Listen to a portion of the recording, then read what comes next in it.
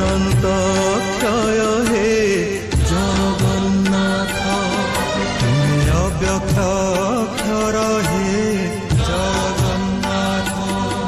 নিজ ইচ্ছা